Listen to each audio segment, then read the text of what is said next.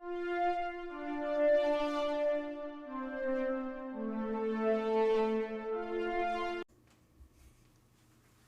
are happy to announce that this episode of the SWW Show is partially brought to you by Humble Bundle. Well, not really. We are part of the Humble Bundle referral program, and we just wanted to say that if you like really cheap games and maybe helping charity pending the Humble thing going on, all you have to do is go to humblebundle.com/partner equals SWW. That's right, humblebundle.com/partner equals SWW. And you just do your normal stuff, and it just kind of helps us get a couple bucks here and there. Maybe it helps AJ get his lights, maybe it's Mike camera, maybe we actually pay Corey for helping us out. But again, if you're going to go buy games anyway, it might be worth checking out. Hello, everyone, and welcome to episode number 59 of the SWW Show. Good lord. It's me, AJ. I've got Mike with me. Hello. I'm here in the background. I think the world... Literally today, I saw a Batmobile being escorted by the police department, so I was already super confused. So. Well, welcome to the world we live in. Welcome to Batman's world, apparently. So I was thinking about this. This has nothing to do with Batman. But it has everything to do with the thought I was having as I was getting out of my car and heading up to my apartment. Mm-hmm. Because the last song that was on the radio before I turned my car off was Run to the Hills by Iron Maiden. Run to the... Yeah. That song reminded me of this question that I have posed a couple times to different people. What rock artist vocal would you love to be able to nail? Right? Like, Just straight up scream, right? well, no, like my example is always if I could sing a Judas Priest song note for note and be perfect. Because that guy's got like one of the highest, outside of I think Chris Cornell, he's got the highest vocal range.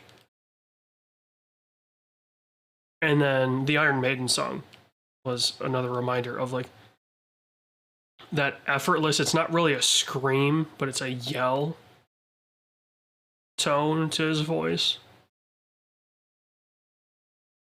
It's just always one of those questions, like when I hear songs like that, and I'm like, I can try to sing along to this, but I can't do these vocal parts that they do with ease. So, but the Judas Priest is always my go-to, because to be able to hit the lows and the highs, and he's almost got like an operatic feel to his voice, because when he goes high, he can nail it. So,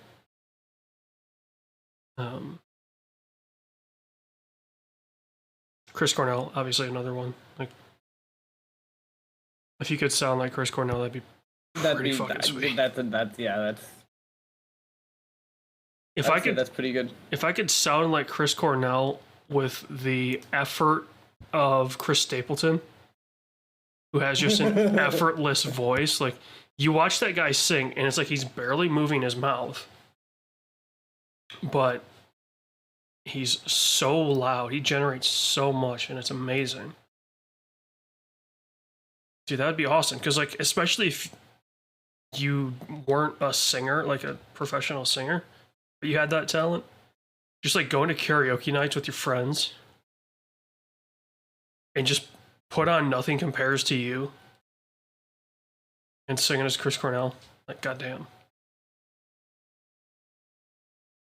You would get all the ladies and the dudes, I'm sure.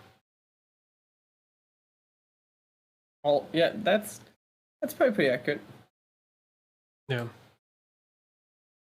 But speaking of being able to get all the ladies and the guys, getting into things that we played, I have very briefly hopped into Cyberpunk 2077's 2.0 update. Okay. just to take a look at the new skill tree, and the new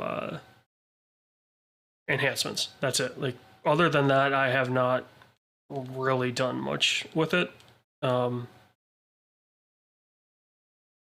am looking forward to doing Phantom Liberty, the DLC, going through that.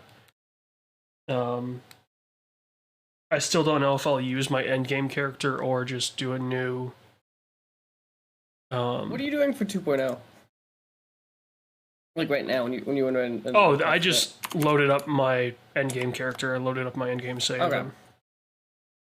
Because I was like, I'm going to go into Phantom Liberty at some point, so I didn't want to spend a ton of time in 2.0 before then. That makes sense. And I gotta say, the visual aspect of 2.0 is incredible. Really? Yeah. Like, there are some pretty crazy things that's like, oh, shit, like, that looks amazing. So, I have seen a lot of people saying that the 2.0 patch alone turns 2077 from like a 7 to a 9. Whoa. So I'm very interested to play through Phantom Liberty, obviously. And then I might go back in and start from the beginning. I think that's probably the highest of praise, right? I mean, the fact that so much changed, right? Like, it's a completely different game, and I think that's why I would go back. Is because it's like, okay, you know, I didn't necessarily have the issues that a lot of people had at the beginning. And so, yeah, I mean, I would love to go back and experience it, especially because I will say this, my itch for being a just corporate espionage douchebag was not scratched in Starfield, whereas it can be scratched in Cyberpunk. So the developers just need to learn that if you're going to give me the archetype of some form of corporate, like, you know, douchebaggery dude or woman, I'm going to choose that, so you better let me mess around with that. Starfield, it just felt like, okay, all it was, oh, I forgot to put that in what we played. I played Starfield. I finished it. Oh. Yeah. That should tell you my experience with it, the fact that I've forgotten about it at this point. So I guess we can talk about Starfield real quick, and then we'll get into your Baldur's Gate update. Starfield was disappointing. It's not necessarily the right word, but close to it.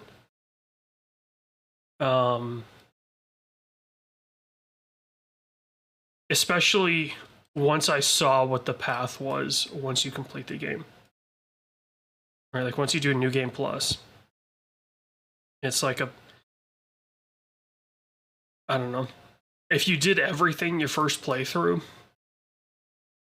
you're going to be looking at a 20 to 30 minute loop for New Game Plus. But I think the problem was, I've talked about this a couple times on stream, like I sequence broke a little bit with Starfield. And I completed a mission where I unlocked a pretty good ship. So it was, and it also included a really good spacesuit. So I didn't really have to worry about a bunch of that stuff. And then the B story where you're like an undercover agent, basically. I don't know. The payoff felt so weird, and I'll say it specifically, right? Like I told a couple people at work this because I've been telling them about my playthrough in Starfield.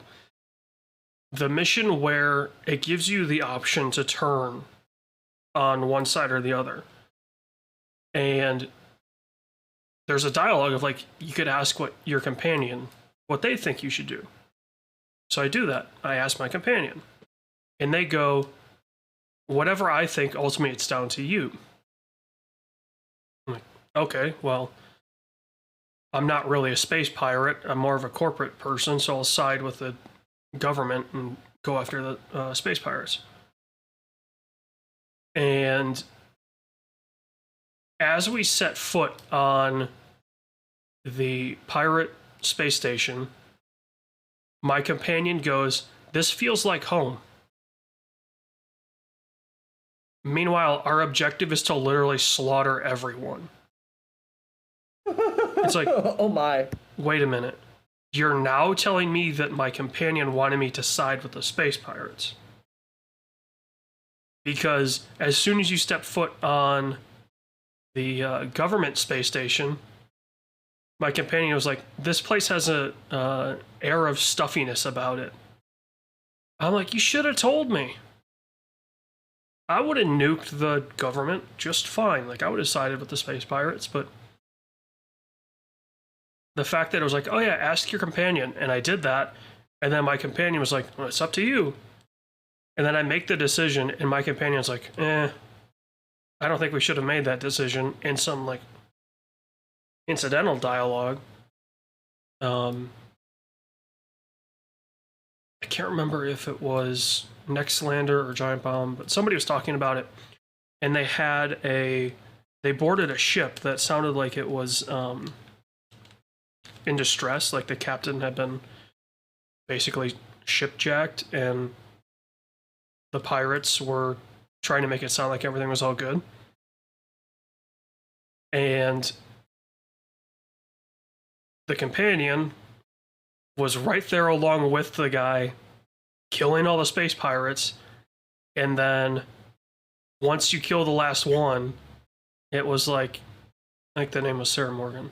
Sarah Morgan didn't like that. It's like, I helped this dude survive and saved his ship, and you're mad at me because we did that? Like, there's so many instances of Starfield had opportunities where it fell flat, where it just felt like things were disjointed, which, surprise, surprise. Whereas, like, the systems didn't mesh as well as everyone thought. Like, as soon as you got subsurface on the systems, they started to fall apart. So interesting. It's interesting because I feel like I think you'd say it's valid critique too. Is that you definitely have a more negative view than I feel like I've been seeing. I mean, if I was gonna score it right out of 10, I'd probably give it a 7.5. Okay. Because the highs of, like, doping around in space, while they're infrequent, they are a blast. Space combat was a blast. It's the traditional BGS stuff that drags it down. So, yeah. There's a very... It's not really a spoiler. I mean, it is in the sense that it's like the last mission. But you do visit Earth at some point. And there was a mission earlier in the game that took me into our solar system. And it was by the moon. And there's a quick little, like... My companion was like... you know, we could go step foot on the moon if you want. And I was like, you know what? Screw it. We're going to go land on the moon just for fun. And we did that. We landed. Nothing. Like, Really? no other dialogue, no, you know, no mission, no nothing. Like, it was just, okay, I landed on the moon. There's a couple minerals to find, and then that's it. So, and that's the stuff where, like, other than the typical BGS problems that I have, it was the planets, right? Like, oh, you know, they were bragging, we have 1,000 planets. Or 1,000 bodies, I think is what they said.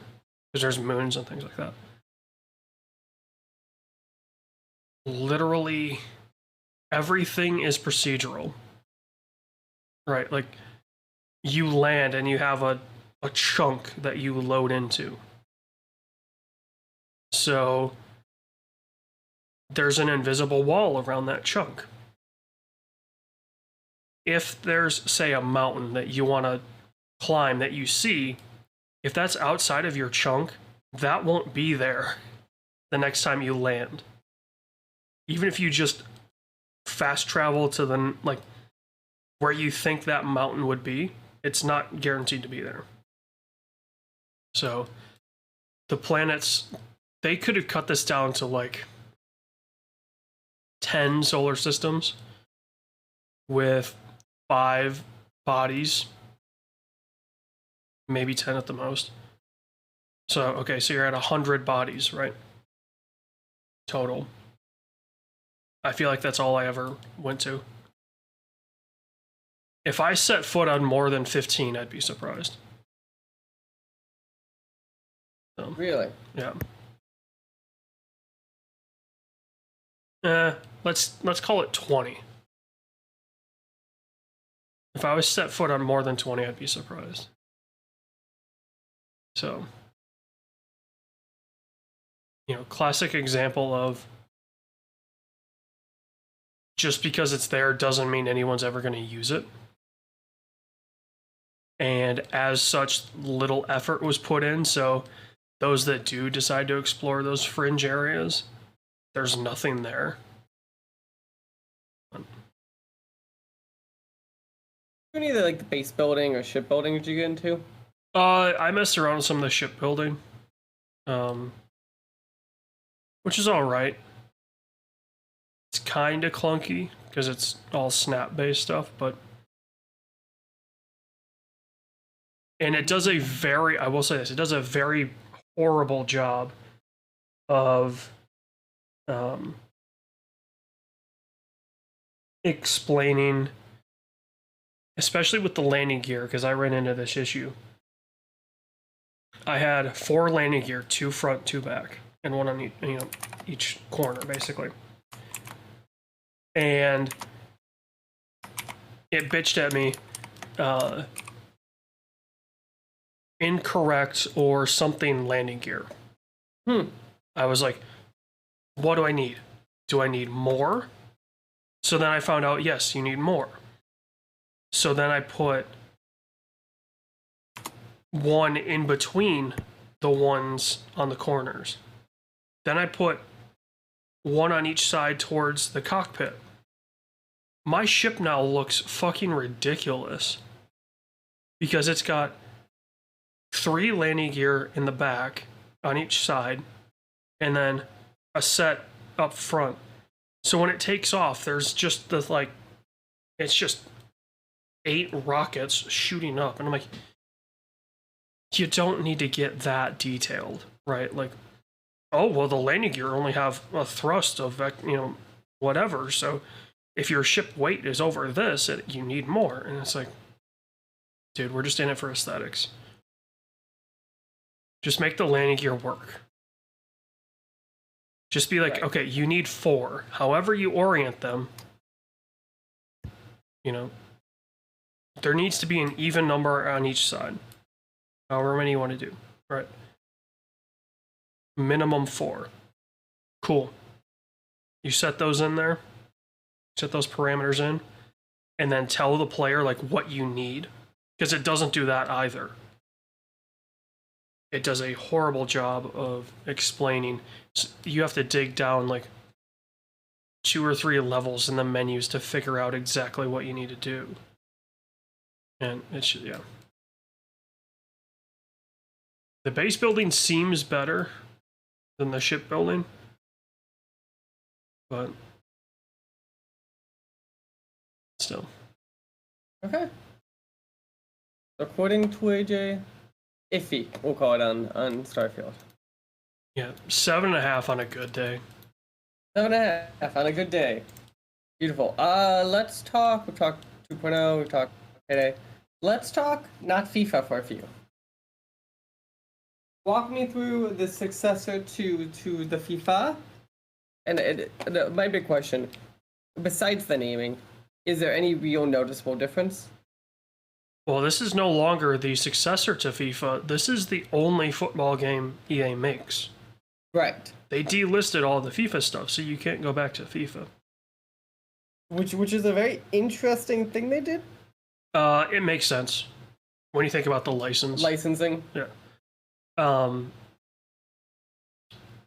FC24 is, it's interesting, right? Because it's the first of, well, I guess I played Madden, but for like a couple hours. It wasn't too crazy. The first of these new sports games where they're like, hey, we took footage from so this is the real first players using that tech. Yeah, it's called like Hypermotion or something like that. Yeah. They actually are they doing it like live every week too, or is it just that's not necessarily clear? Okay, but they're like, hey, this move from Erling Haaland in this Man City match, look, like you can do this, because that's an animation that's in there because we used, I assume, AI to scan in the data points, and that's just an animation. We can view that animation from the game and see the outcome. So, you know, it's definitely cool. It's a really cool idea. If you'd be able to do that. The one I really want to see it in is NHL. Because, you know, how many times are people like, you know, how many games was it before they included the Michigan as like a control thing that you can do? Oh. Which is where you get behind the net and you like lacrosse it in. You pick the puck up on your blade and then scoop it in from behind the net. Mm-hmm. I think it was at least one game before it was in the game. Whereas now, in theory, those systems are in place. So if somebody like pulls off like Trevor Zegras popping it over the net for his teammate in front of the net to bat into the goal, theoretically, those animations can now just be put in the game. Mm-hmm. So in that scenario, you could pop in, like, I assume saucer pass, the puck, and it would do that. So I'm curious to see that. Obviously, soccer is another one where the improvisational aspect of the game allows for this. Yeah, like Madden, I really didn't see much of it. So. Yeah. Interesting. Yeah, no, that sounds... It looks amazing. It's the exact same. Like, it is game. Literally the exact same game. Just doesn't have FIFA on it.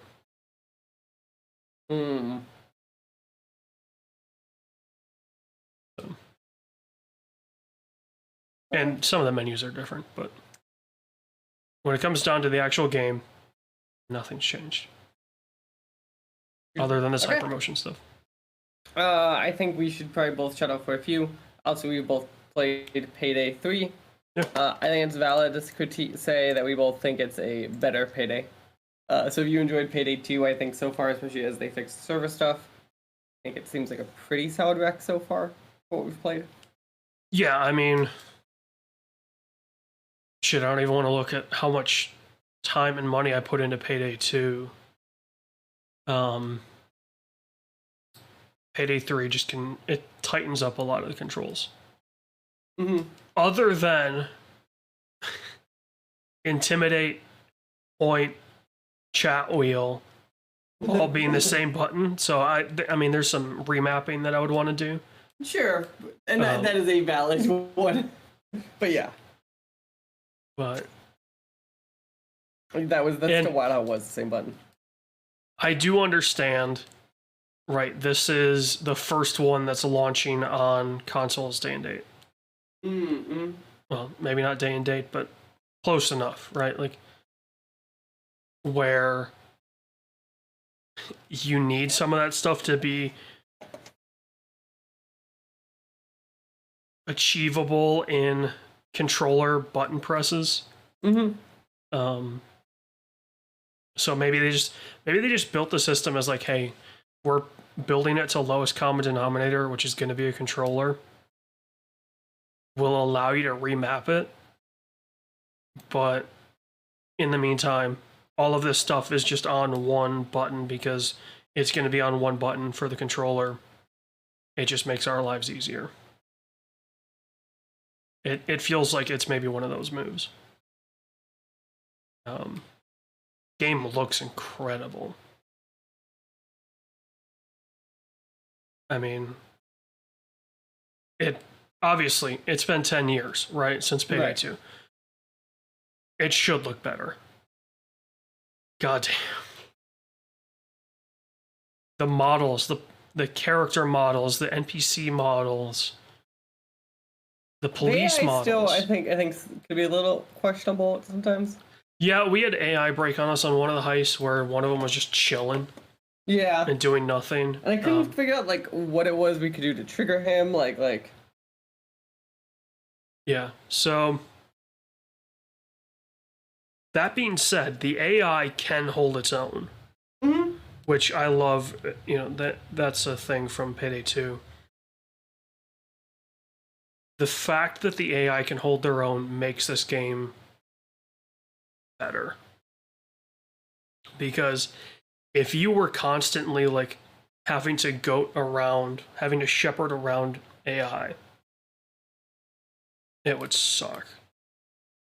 Because you would be getting shot in the back and the front and the sides, all the while trying to push the AI to do something. But in typical Payday fashion, you are a tank. Mm-hmm. Until you aren't. Yeah. But yeah. Very, very clearly, from me at least, a day one buy. Nice.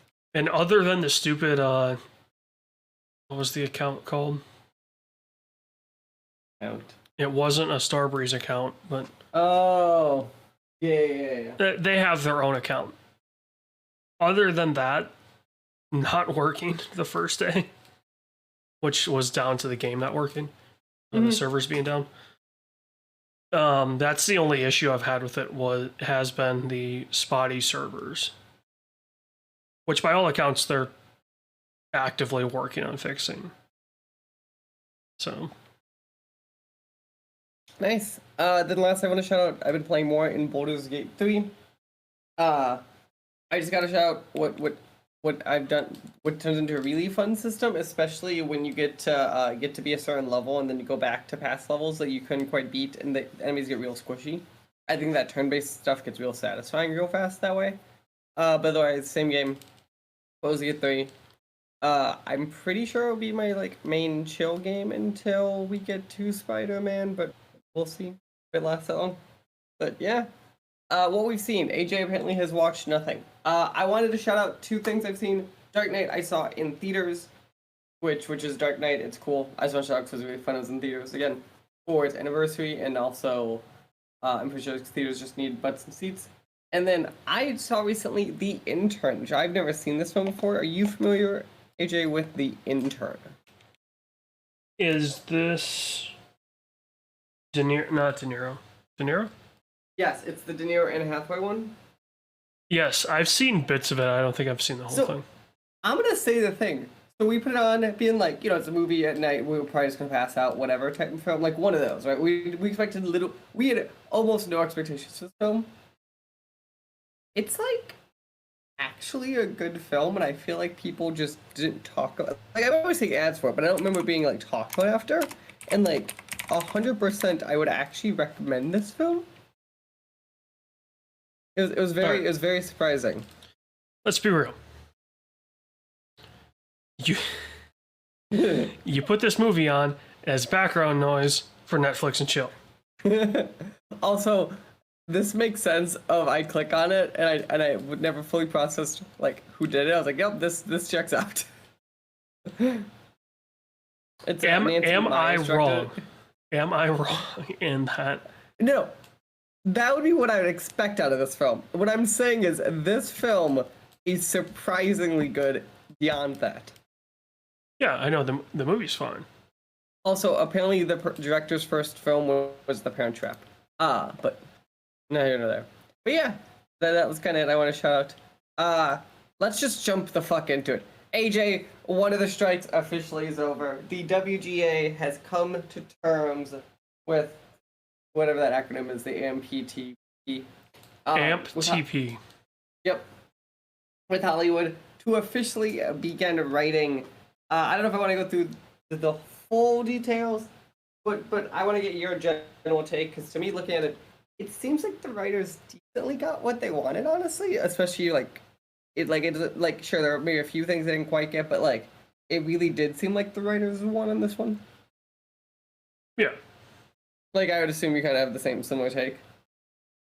Yeah, I mean, it's a situation where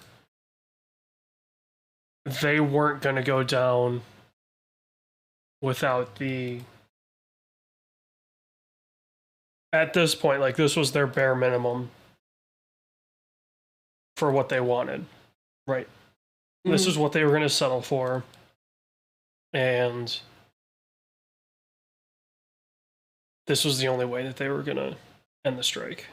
I will be curious if, now that this strike is settled, if we see any changes with the writer strike. The actor strike. Because to me, one of the things, too, within both my strikes, the time period talking about, like, the economic, like, of, like, what happens, obviously, if Hollywood accepts how much it costs.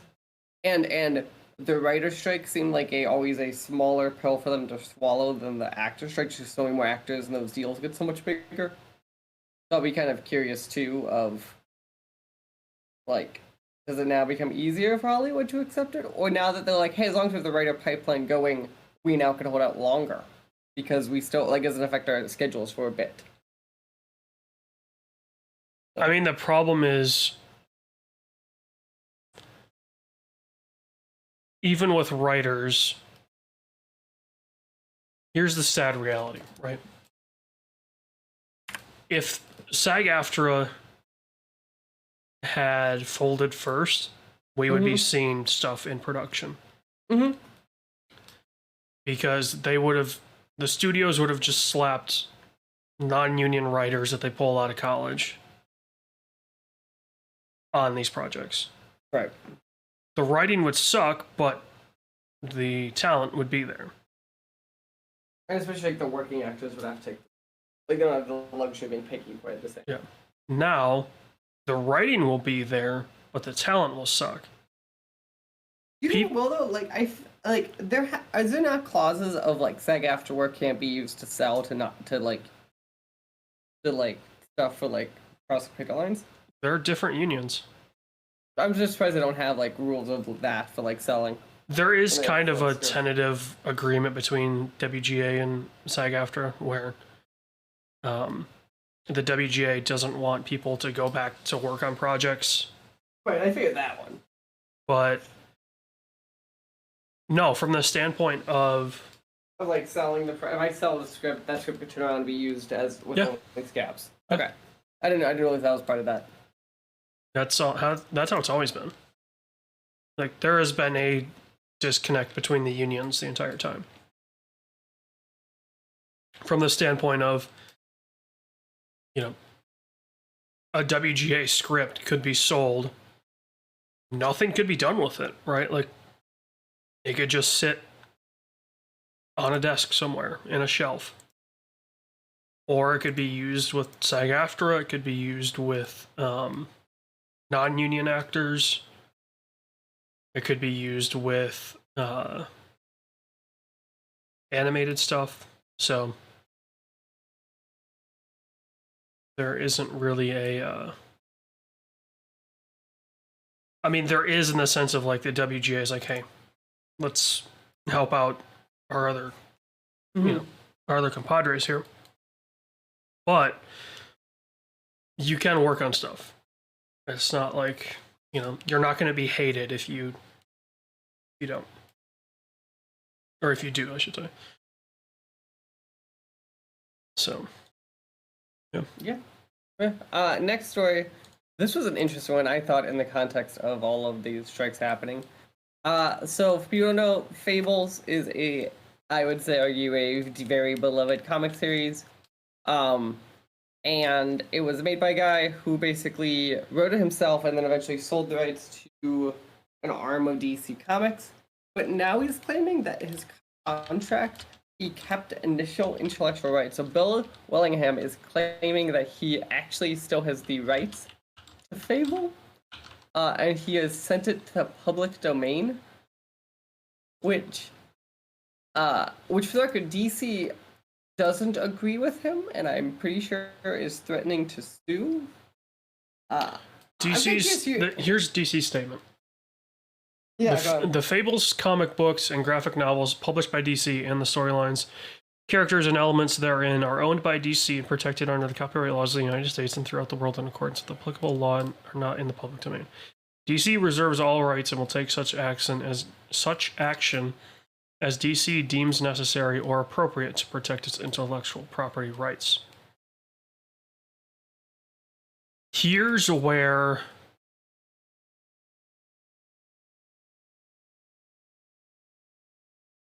there's a good kind of example where we know this shit ain't gonna work. Mm-hmm. The guy that wrote The Witcher sold it for like $9,500 to CD Projekt, and has tried to sue them on several occasions. But in Polish law, it's different too. Right, but basically what he was trying to do is control that. He's trying to do the same thing here, right? Like, but my understanding for him was different. Was Polish law specifically has this clause that says, "Hey, if you think your deal you got fucked, you can basically sue them to basically force a new deal," and that's what he did successfully. But that was because Polish law has a specific clause in there. Yeah. So what he wanted to do was get more money out of it. Totally understandable. What Bill Willingham is trying to do is say, I still control Fable. Right? What he doesn't understand is he sold those rights. Right? Once you sell that, that's it. Right? You can't be like... It's classic example, right? We'll go back to The Witcher. Guy sold the rights for $9,500 or whatever it was, right? It was around that amount. If, let's say, Ubisoft approached him, he's like, well, guess what? I want to sell the rights to The Witcher to Ubisoft for $1 million. You can't do that. You don't own the rights anymore. You know, you see a lot of musicians doing this where they'll sell their catalog. So they sell the rights to their catalog. Once they do that, it's the rights holder to deal with it. So if this guy sold the rights, guess what? He's fucked. Like this could be one of the shortest trials ever. Oh, like legitimately, I like this. I read this and I went, "What you?" First off, if I was gonna do something like this, please to God have a lawyer at least be willing to back me. Like, which it doesn't sound like this. It sounds like this dude's like, this dude sounds like he is soloing it. yeah, he's mad that he got fired, and as a result, is saying, you know. So here's his just opening bit from his letter. As of now, 15th of September 2023, the comic book property called Fables, including all related Fables spin-offs and characters, is now in the public domain. What was once wholly owned by Bill Willingham is now owned by everyone for all time. It's done, and as most experts will tell you, once done, it cannot be undone. Takebacks are neither contemplated nor possible. Literally contradicting himself in that opening paragraph. He can't take back the property from DC. He could resell it or re-gift it to him. Yeah, in DC another legal transaction. DC could totally do this if they wanted to. They're not going to, but they could.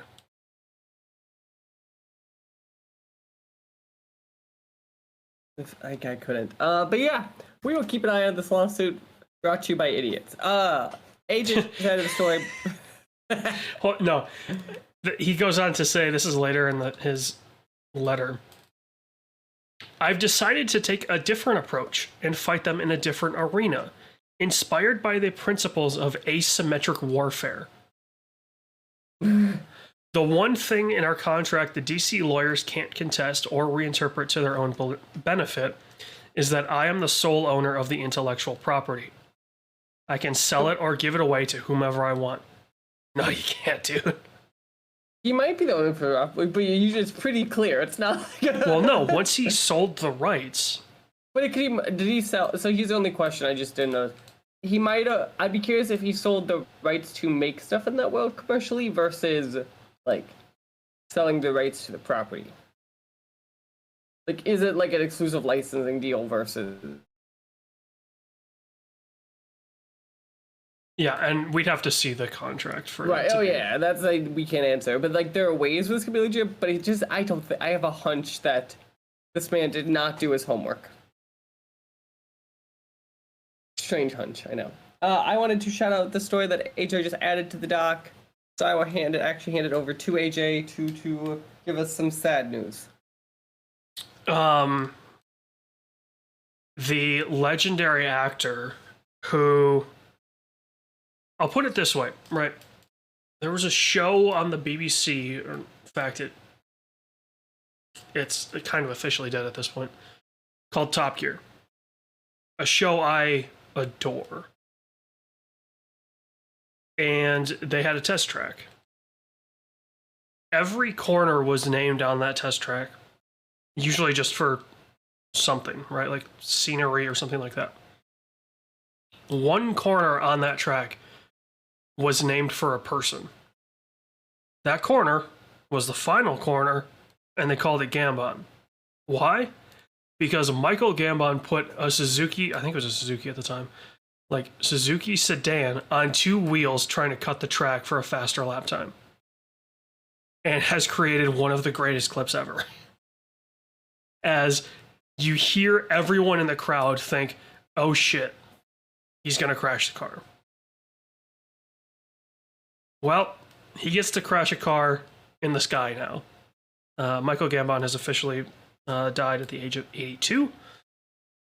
God, what would you know him for? He was in damn near everything. The most obvious is Harry Potter. Yeah. I was trying to think of like, okay, what other big things was he in? He was in King's Speech. But like, but I would say like if you wanted to be like, why would people know him? I think there's an obvious answer. Oh yeah. Give me your movies. Give Give me all of your movies. He was in Book of Eli. He was pretty good in that. He was in Paddington. He was in Kingsman. Obviously Paddington 2. What else? He was in the 1965 Othello. Excuse me. That's an old one. Yeah. Very, very talented Irish actor.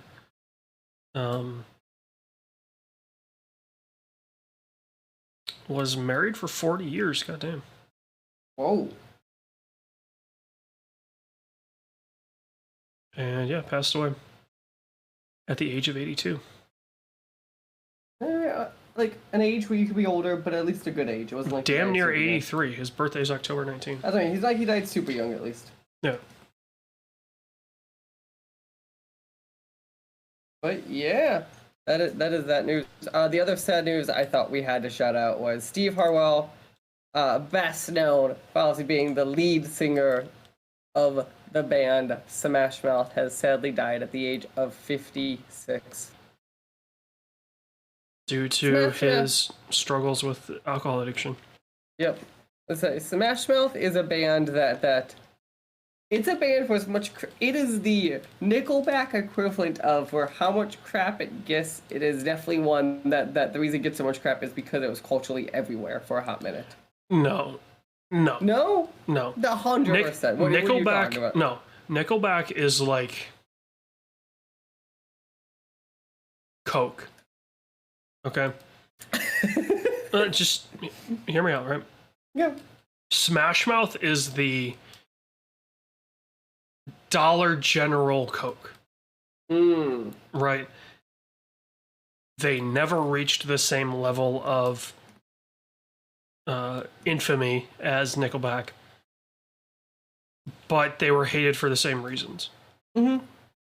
So you could see, okay, there's the taste of Coke in my Dollar General, whatever they would call it.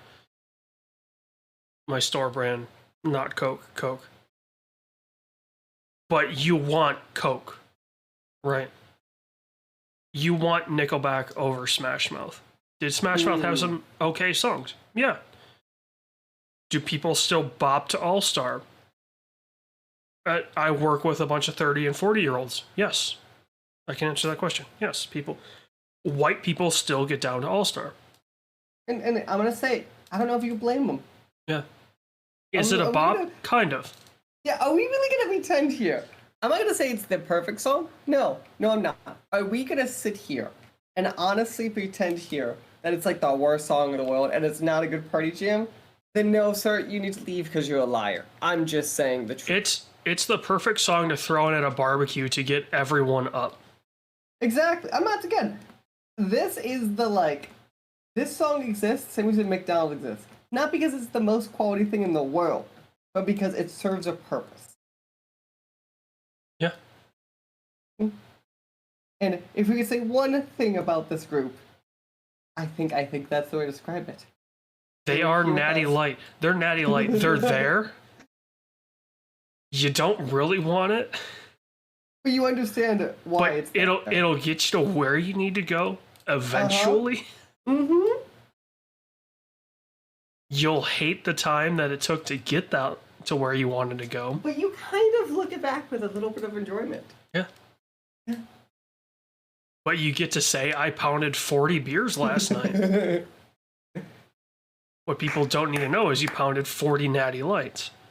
But they don't need to know that. Exactly. I'm glad we had a logical explanation. I hate that was the example considering the circumstances of his death, but like, tell me it's not real. Yeah. I couldn't think of another one right off the top of my head. Like, that was better than the. I think it was one of those best explanations we could have ever had. I'm gonna be honest with you. Yeah. So. Smash Mouth is Natty Light. Nickelback is PBR. and Disturbed is where you pull out the fireball. Well, no, Disturbed is like that craft beer that maybe, I don't know, like its fad is kind of over, but it still has an audience. Like the audience that are just into craft beers to say they're into craft beers have moved on to something else. But the people that love that one craft beer love it, and they'll tell everyone they love it, and they'll recommend it to everyone.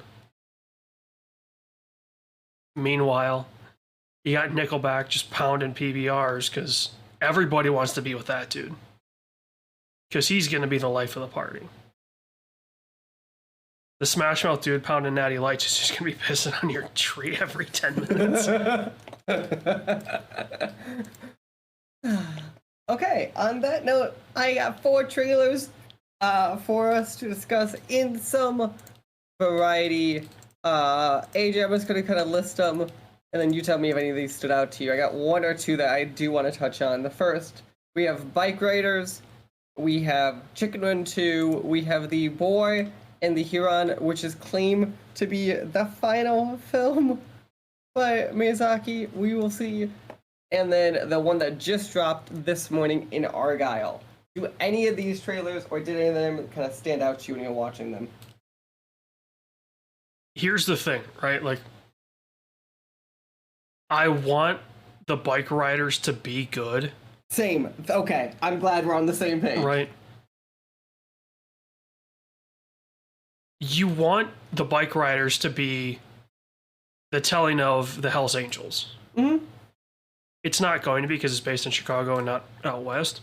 Right. You want it to be good.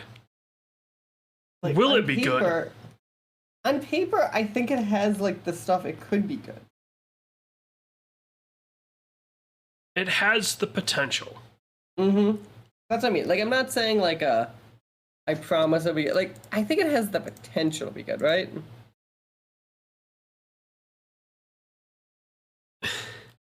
The problem I see is,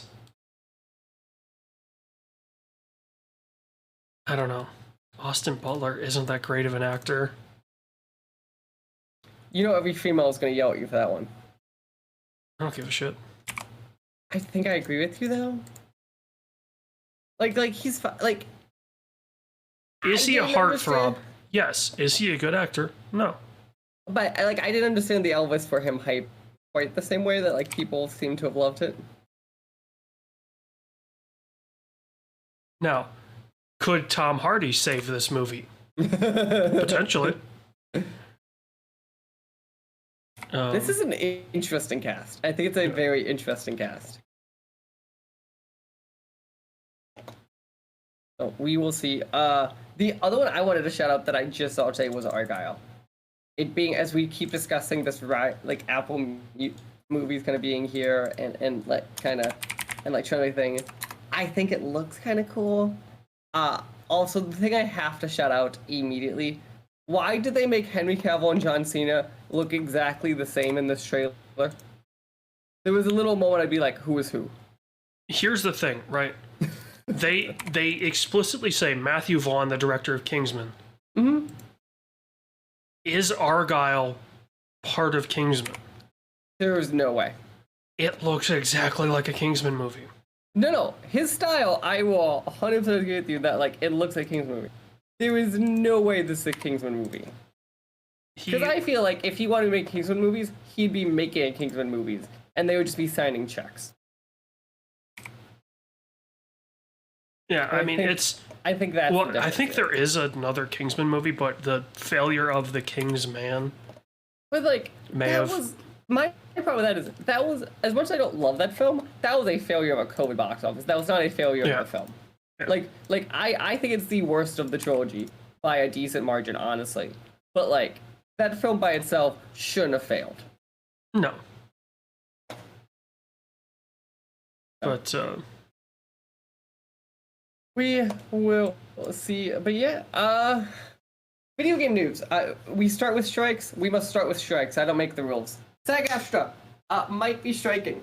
Some people don't remember that Is striking question mark? is striking. But the interactive arm is not striking question mark yet. Don't they strike soon? Because the whole thing is that the video game arm, moving people to remember, some of the big studios are in agreement with SAG-AFTRA for their voice actors, and that apparently deal has been expired, and they've been kind of working on the expired deal. So they have authorization to strike, and we will see it very soon if this happens. And that will be interesting if it's just more industries on strike. Yeah. So I don't think we have much on that, but I'll be curious to see what breaks here. Yeah. The story that I think was the industry whopper today of a few industry whopping stories, is that Epic Games, the makers both known for Fortnite and Unreal, announced a whopping 16% of employees will be let go, on top of them getting rid of both the advertising firm they acquired in the last years and getting rid of Bandcamp. It sounds like that most of the projects there will not be affected. The biggest I have seen and heard is that the Fall Guys team got basically decimated. They still exist, but it was kind of like how 343 got it earlier in this year. AJ, speaking of here, they claimed this was kind of it. This was kind of the negative on the payroll. What is your kind of big thoughts, either here or as we saw a bunch of this kind of in the industry as a whole? I mean, am I surprised? No. I mean, this has been a trend that we've seen for a while, right? Mm-hmm. Where and Epic to me was kind of like that line where I was like, this will be a sign if the industry gets real bad or not. Well, no, it was tech companies ballooned over COVID. Mm-hmm. And the money also ballooned. Right. So Epic acquired a bunch of different people. Which were not game related. Right. And now their cash cow is declining in revenue. And one of the big things I was saying too was, so obviously for a while, and this still is Fortnite's biggest moneymaker is skins. But one of their new moneymakers recently is that interactive island that people can make things on. The creative mode, whatever they're calling that. And what I was reading is those margins are actually worse for Epic too, from like the deal, kind of like because also people can get a cut too, and apparently those deals are actually better for the consumer than the actual Epic deals are with skins. So like even if they make the same amount of money, they're actually making less money. It's one of the weird Epic problems they're having too, is as they evolved it. Yeah, and as to throw a wrinkle into this, I saw before we recorded this, Epic is increasing the price of V-Bucks.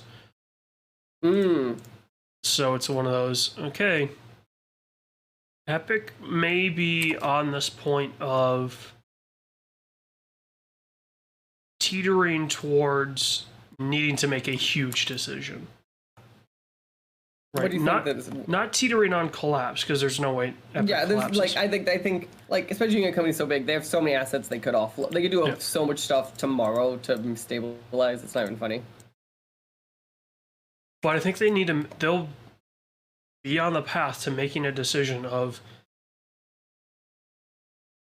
do we just start closing a bunch of these things, right? Yeah, at what point does something like Rocket League I think is probably pretty good, but Fall Guys is something I've definitely been hearing more questionable on the number side. Yeah, that was a great example, right? Like people saw that they were affected by the layoffs, and a lot of people jumped to the conclusion that Fall Guys shuttered, which makes me think that's going to happen, right? If people's first inclination was, are they gone? Oh, there's layoffs, Fall Guys is closed. Well, if you guys are thinking that, there's probably a reason. And you may have just fulfilled your destiny. So, yeah, Epic may have to start, reneging on some of their changes that they made to the store and to the way that they pay out creators and the way that they do certain things, because they're going to have to make a decision, right? Like, do they keep the payouts that they have and just eat it? But where's your income, right? They're going to be big enough to the point where they need such high income on a month-to-month basis just to support what they have, that you might need to start changing some of those contracts around. Do I want them to? No, because that would suck, right? But they were the one that started the race to the bottom. First off, it was iPhone, but iPhone? Well, the race to the bottom. No, in terms of like, you know, Epic was the first one that was like, we're giving our creators, you know, our publishers 88% or whatever their thing was. They started that race to the bottom because they knew they had Fortnite. Now they're realizing maybe they don't have Fortnite. They'll still have it, but you know what I mean. But like they got so used to that it at its peak that they didn't account for it. Like Niantic was a perfect example too of they got so used to it over the last like even during the pandemic that arose that you saw those layoffs earlier this year of them and like, oh yeah, maybe we don't need 20 of these games on the market. Exactly. Whereas Steam is Steam. Right. They take a cut of everything. So, and people are just like... I was seeing online the joke that Steam has to be, if you do a calculation of revenue per head count, has to be the most effective company in the world. Oh, yeah. Oh, yeah. Short of maybe like... if you want to get real legal, like some of these holding companies that maybe only have 2 people. Sure.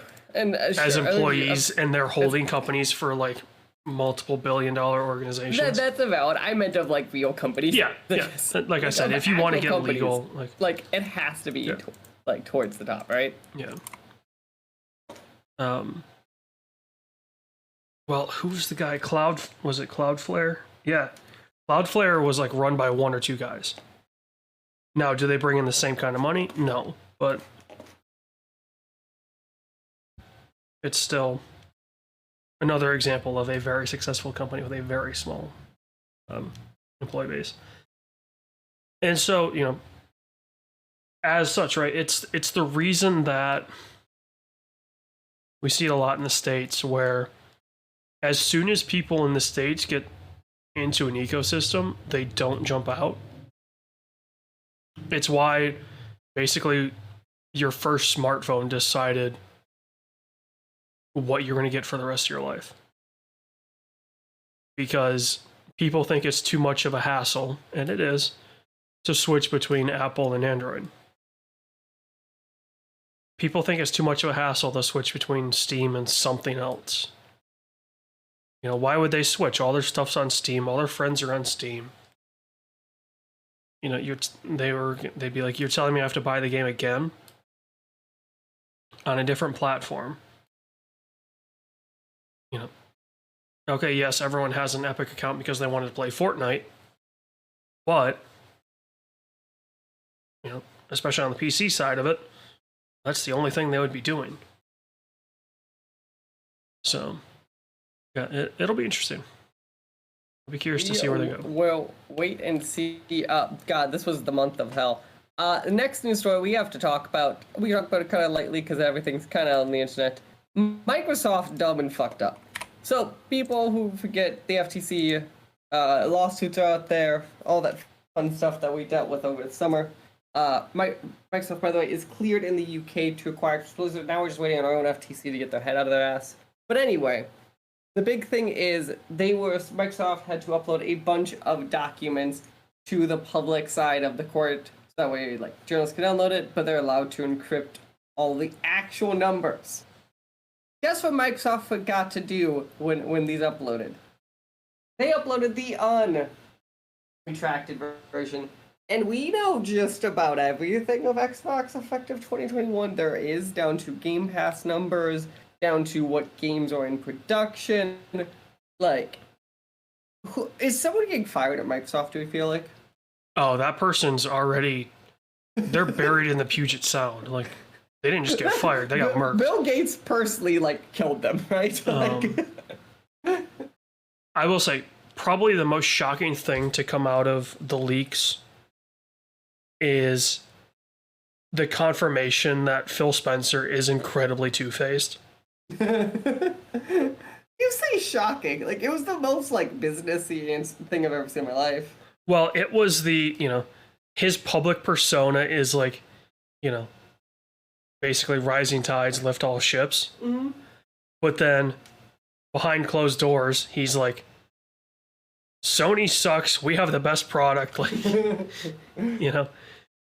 we should be dominating. Like, how can Sony be getting away with this? It's stupid. It's this and that. And it's like, okay, so my assumptions were true. Like, Phil Spencer has a very big, like, public persona. And everyone loves him because he's so easy to talk to and this and that. It's like, no, he just drank the Kool-Aid enough that he can just put that on whenever he wants. And then as soon as he's off, he's Microsoft. Like, he's pro Microsoft. Everything Sony does is bad. I can't believe they get away with it. And it's like, yeah, that totally makes sense. I get it. Like, and I'm not saying what you're saying is wrong, right? Like, this is a very valid, like, that is what in those documents, like, the honest answer is he's what everyone who understands how business works, what everyone thought he was. It's just like you see it on paper, and like it's video games people get very protective-y. Yeah. In terms of the business aspect of it, it's like, okay, yep, that totally makes sense. Him questioning how the opposition is getting away with, the crazy numbers that they were. Especially when he walked in, Xbox is a brand. Well, like Phil Spencer took that brand from the bottom. Yeah, he built a lot of really, really good faith with the fans, and deservingly so. Right.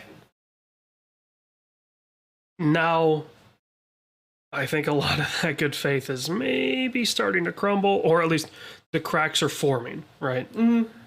So he's going to have to be on double PR duty, not just whatever the next game is, but also PR for himself, because people are going to bring this stuff up. Because video game journalists are 5-year-olds, and okay, who's worse? Video game journalists or wrestling journalists? So the answer is wrestling journalists, but video game fans are worse. So here's why. Wrestling journalists, and not all of them, I think there are some good ones out there, will get so personal in the rest of his lives, where I feel like video game journalists will never do that with developers, but video game fans will attack developers. And I think that's the difference. Like we'll get into of of the Unity stuff. Like Unity had to close it because the fans called it a bomb threat. I don't see that wrestling happening. Yeah, that's true. But I'm just now thinking about the Stephanie Paul divorce rumors. Like, yeah, you would never see that. We'd never see a headline from Jason Schreier. Granted, he's a respected journalist. But even the non-respected ones, I don't expect to see the. Yeah, we wouldn't see a dirt sheet PlayStation blog be like, Phil Spencer is getting divorced. Right. We would never see something like that. I think to me that might be the difference. Yeah. Also, there's a unique situation there, right, where she is kind of the heir to WWE. Paul he was on the board but isn't now. A weird situation with the whole I was going to call it Embracer, but that's not what it's called. Whatever that group is. That whole situation. And kind of the disgrace that it brought to what people thought was going to happen. So Yeah, I mean, as far as this leak, it's like, okay, how many of those plans are still in place, right? Like, we saw their release calendar, and that thing is so busted, it's not even funny. Because you're telling me this, so this stuff was current as of 21. Mm-hmm.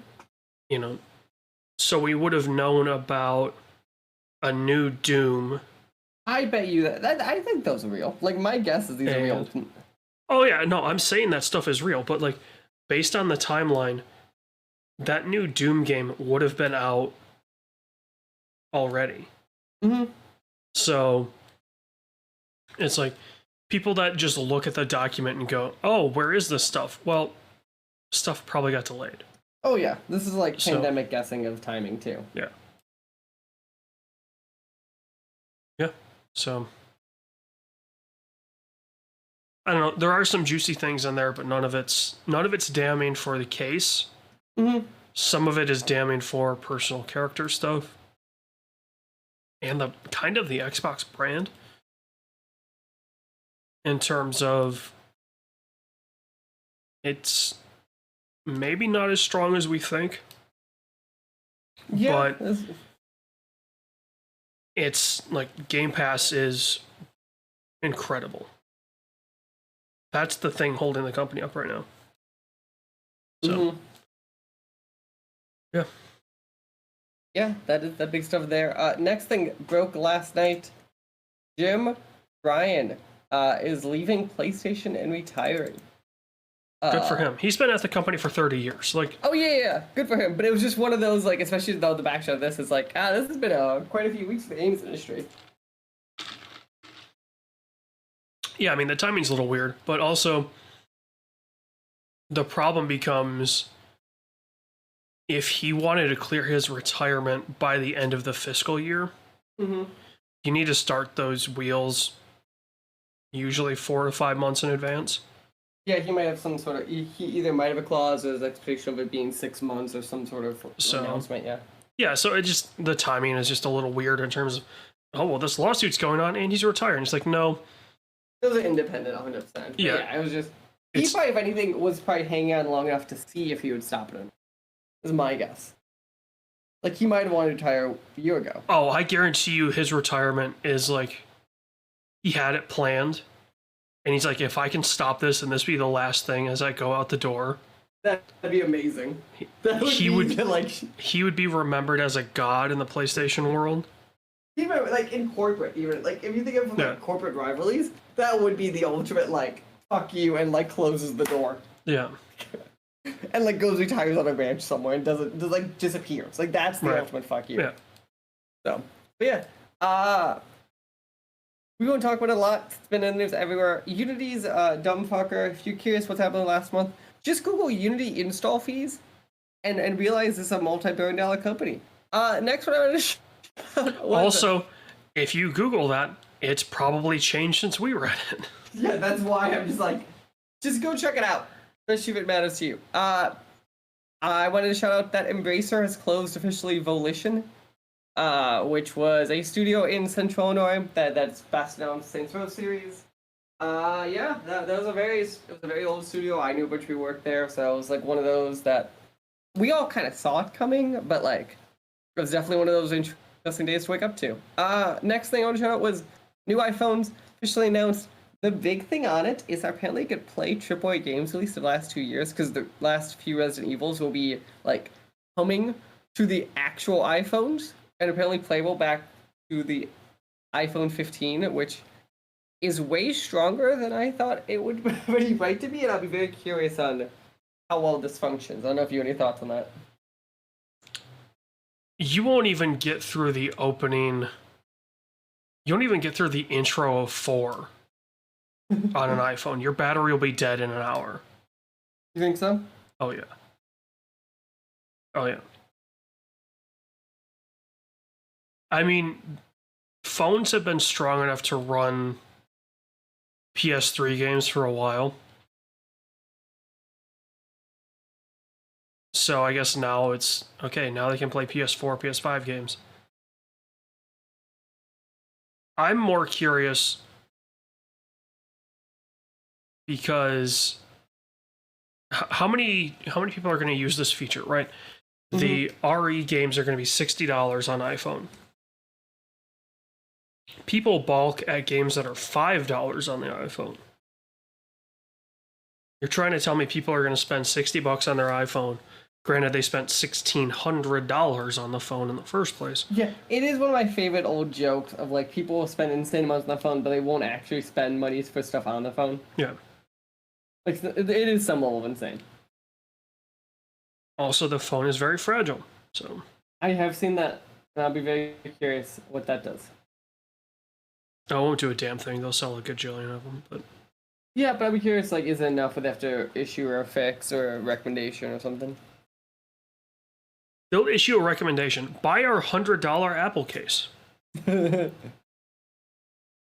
gonna skip that one. and then buy our Apple USB-C that's long enough to fit in a case, because the one that comes with the phone isn't.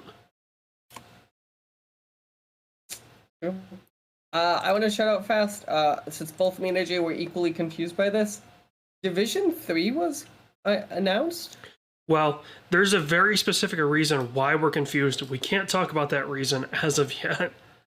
But like, Yeah. Division 3 is happening apparently. We'll keep an eye out for more news. I think that's all we know. That's basically all that the announcement was, yeah. Yep.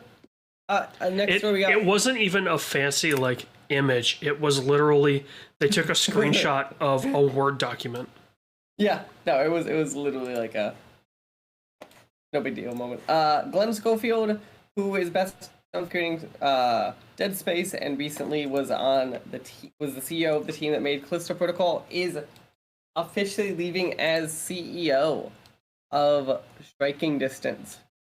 What I'm super intrigued by is apparently the entire C-suite is leaving, but like all of them are apparently leaving on good terms. I don't quite understand that. Because apparently none of them were asked to leave, is what I'm understanding. So. Well, here's the thing that everyone forgets. Callisto Protocol was supposed to be a tie-in with PUBG. That is still the most insane fact that I know you're correct on. Makes no sense. And as such, is the failure and the removal of that connection, but the DNA of that connection staying in that game. And thus the failure of the game, I think, partially because of that. The writing was on the wall, right? Like, they knew they weren't going to make anything else. And they were like, hey, can we leave? And Crafton, or whoever the company is behind it, was like, sure, I guess. Like,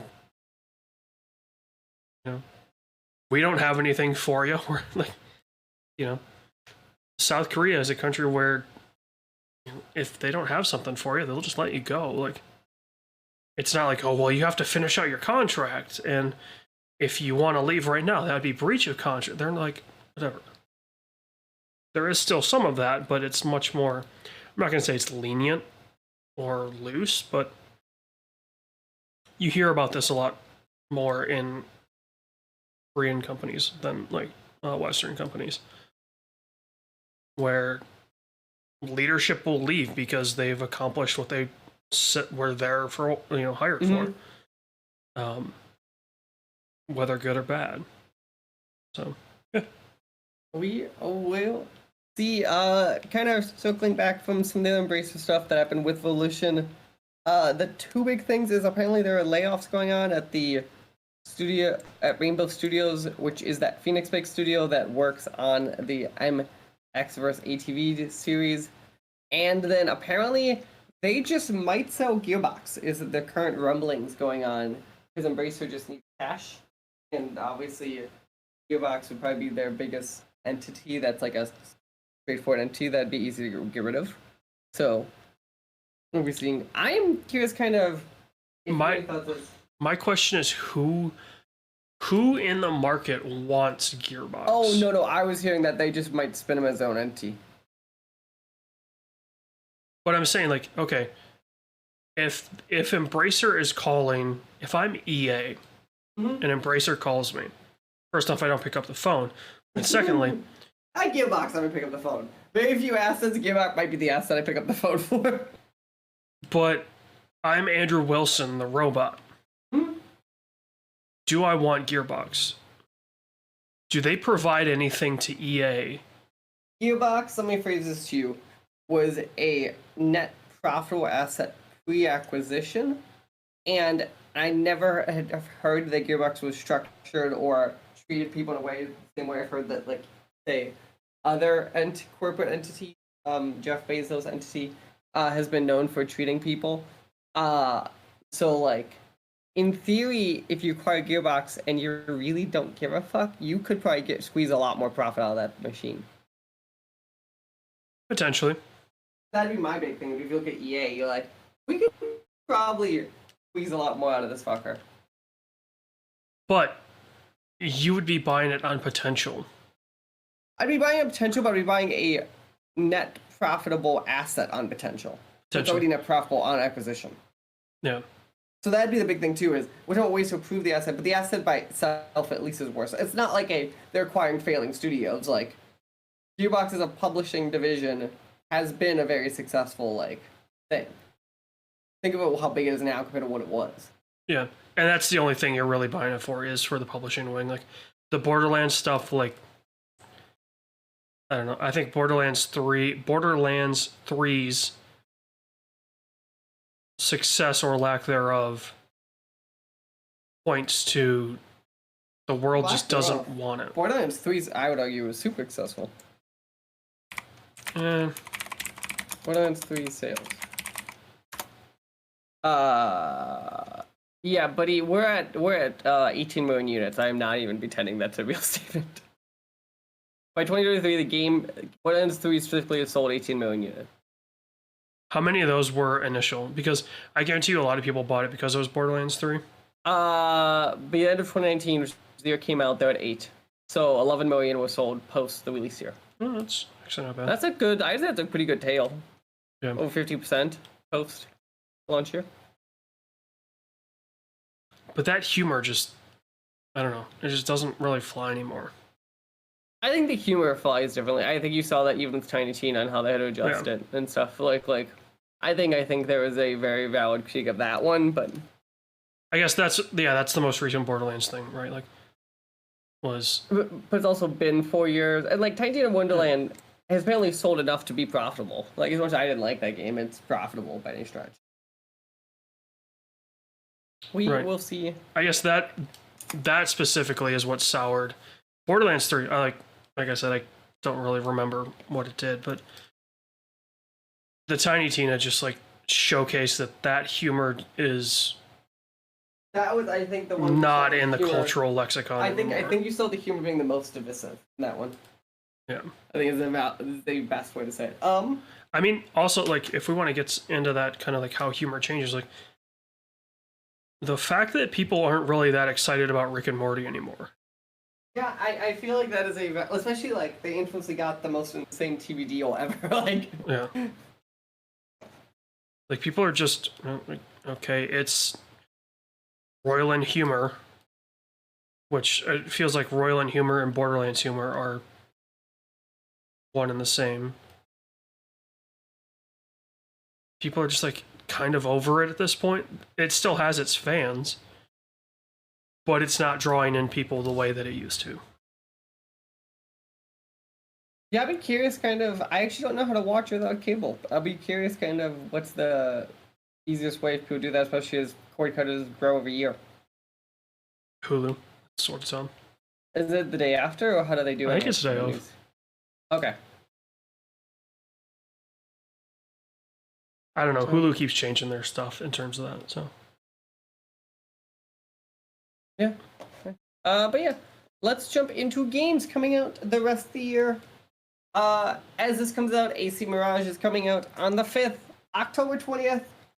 Marvel's Spider-Man 2 comes out, and the same day as Super Mario Bros. Wonder, City Skylines comes out October 24th. October 24th, we'll also see the Metal Gear Solid Master Collection.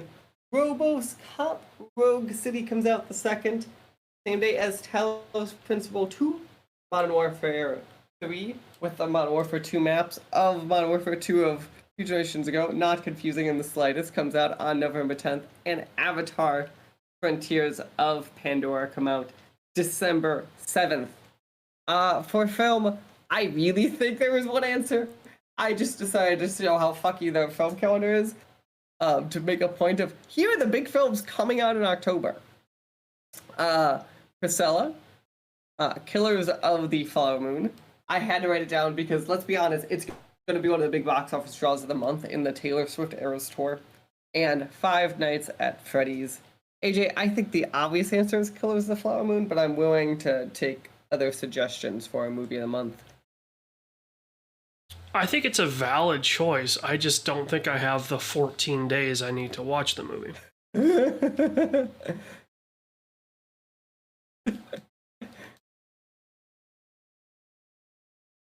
It's so good. Because it's that or it's Priscilla, like, if we're being objective. I think it's the answer. Do you disagree on that? No. So Killers, October 20th. I think it's gonna be real good. It's like, I think on paper is everything it needs to be a hit. My problem is it's the problem I've talked about a couple times. I know on here, and it's a problem that I try to bring up whenever I can. In my personal life, this is a story about First Nations people told by a white guy, right? So will it be handled with the grace and the... And it's possible. I have heard stuff of, like, on that set, it seemed like they had actual people with, like, cultural... Yeah. Like, it's not just, like... It wasn't just, like, the 4 white people making a film. You know, it's... This country being the United States, and also Canada. Canada has done incredibly terrible things, too. Just likes to say that the First Nations people don't really exist, and likes to hide the atrocities that it committed to those people. And as such, I do find it funny, right? Like, we're seeing in sports, Cleveland changed their baseball team from the Indians to the Guardians. Mm-hmm. Washington famously changed their football team from the Redskins to the Commanders. And now the First Nations people are saying, change it back because the Commanders is even worse. When you think about it. Like, hey, we want to be called the Commanders, the people that took over the land of the Redskins. Mm-hmm. And, you know, like, as much pride as we can show the people that were here first, right? It's interesting, right? Like, I live in Michigan.